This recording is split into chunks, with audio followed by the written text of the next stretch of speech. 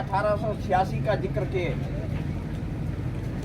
1922 का जिक्र किए। लोग समझते हैं कि शायद खादान में काम करने वाले मजदूर होते हैं, ढलाई में काम करने वाले मजदूर होते हैं, सड़क निर्माण करने वाले मजदूर होते हैं।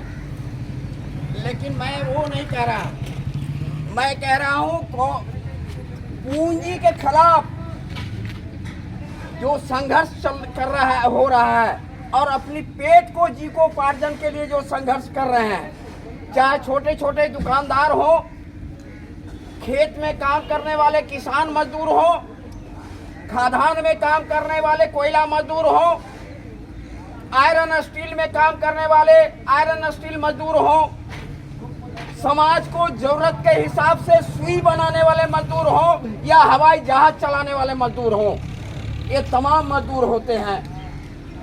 इसलिए शिकागो शहर का नाम जिक्र इसलिए आता है कि अपने जुल्म के खिलाफ जब उनको अपने बच्चे से देखने का प्रतिबंध था, तो बच्चे ने पूछा उससे, अपने बाप से, कि ये कौन है।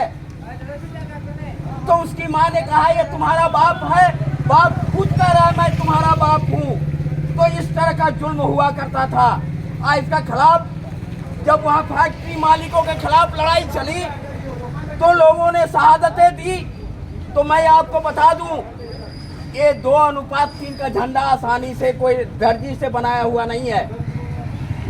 उस रक्तपात में, उस मारे गए मजदूरों में पीछे की आप जो कमीज पहनते हो, उस कमीज को आप नापी कर लो।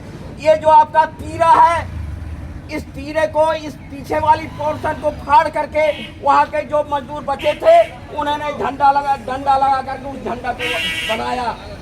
ये रक्त से सिंचित जो झंडे हैं, लोग समझते हैं शायद, कुछ ऐसे लोग हैं जो समझते हैं शायद ये झंडा है, आराम से 5 किलोमीटर के झंडे हैं। लेकिन मैं बता दूं, उस समय जो संघर्ष चला था, उस संघर्ष में उन शहीद के कपड़ों से ये झंडा रंगा पड़ा है। और उसके खिलाफ जो लड़ाई हुआ, जिसको हमारे लाली जी ये बात कह रहे थे, जो आपको 8 घंटे का काम का वक्त मिला है, 8 घंटे आराम का वक्त मिला है, 8 घंटे जो मनोरंजन का वक्त मिला है, वो मनोरंजन का वक्त क्या है, इसको समझने की जरूरत है। वो है कि आपके जो मानसिक तनाव काम से होते हैं, आपके घरेलू चिंतन से काम का तनाव होते हैं, उस काम के तनाव को 8 घंटे में अपने परिवार के बारे में, गांव समाज के बारे में, अपने देश के बारे में, आप पूरी दुनिया के बारे में आपको चिंतन करने का वक्त मिलता है।